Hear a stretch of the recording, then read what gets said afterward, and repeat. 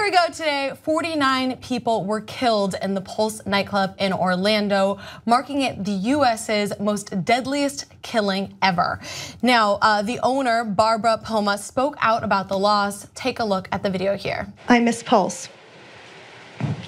I miss everything it stood for.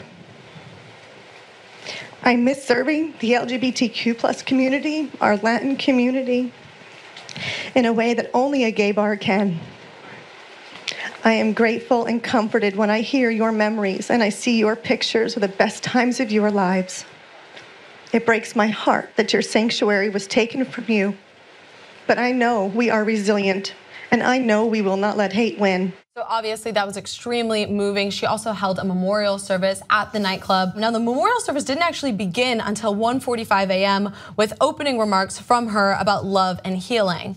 Then at 2:02 a.m., the exact time that gunman Omar Mateen fired his first bullet, the ministers read aloud the 49 names of the dead. Now you can see here a picture of the large group that made a circle outside of the club. Now, Pulse has actually been boarded up since the event last year, but last month, Poma announced her plans to turn the site into a memorial and museum by the year 2020. Now, obviously the shooting last year was devastating, but it was not the only time that the LGBTQ community faced violent backlash. Now, excluding Pulse victims, 28 Americans who identify as lesbian, gay, bisexual, or transgender were killed in 2016, which was up 17% from 24 killed the previous year.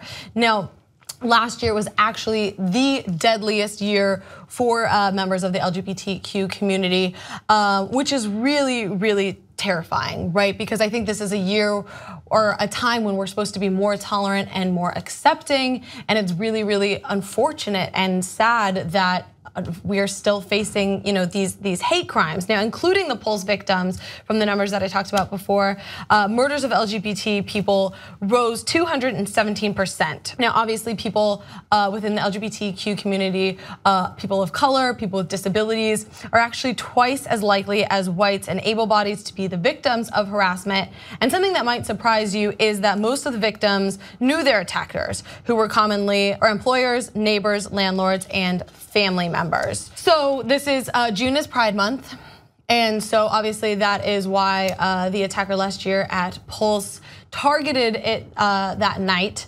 And so now, as a way to sort of like remember what happened, I like that she is sort of coming out and saying that she's going to now make a museum and a memorial for those members who passed away. It's funny, I went by the Pulse nightclub, it was just a few months ago, and it's weird. I mean, I'm not down in that area ever, but I was on my way to a port to catch a boat, and we were passing, it was late at night, maybe it was 11 or midnight even, and it was, while boarded up, surrounded by flowers. Surrounded by like a living memorials to what happened there. So that community is still very connected to that place and to remembering that history. And the other thing that strikes me is that it's kind of, as Hannah was saying, this is a time when the LGBTQ community is taking such an assault, coming off of such victories, the same-sex marriage acts, the strides that were made by those communities seem so significant. And now we find ourselves in a situation where that community is sort of on the defensive, I think, a bit.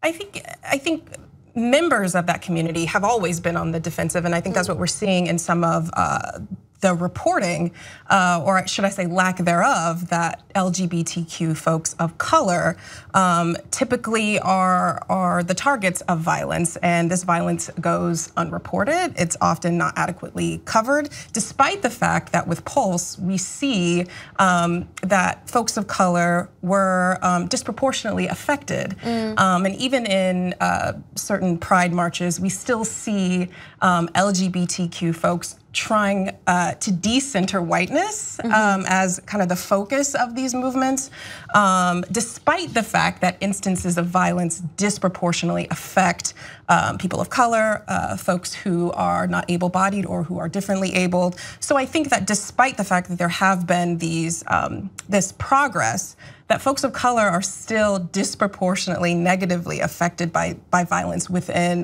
the community. So I think that that's kind of what I think the record or the report is getting at, is that we need some adequate coverage. And I think if we have more coverage, we also force a conversation around sexual identity and race, an intersectional conversation that I feel like we need to have when we talk about LGBTQ, you know. I agree with you. I do think that we need to have more an intersectional conversation. I think the problem herein lies that there is a conversation that's happening in society right now, and unfortunately, it's on the wrong side. And I think that's a lot of the times why we're seeing this sort of uptick in violence, because Trump is, passing these religious liberty executive orders. He is revoking protections for federal contractors and not protecting people of color, people within the LGBTQ community, disabled people. So there's so much of this rhetoric out there that I think that there is more of an acceptance for violence against them or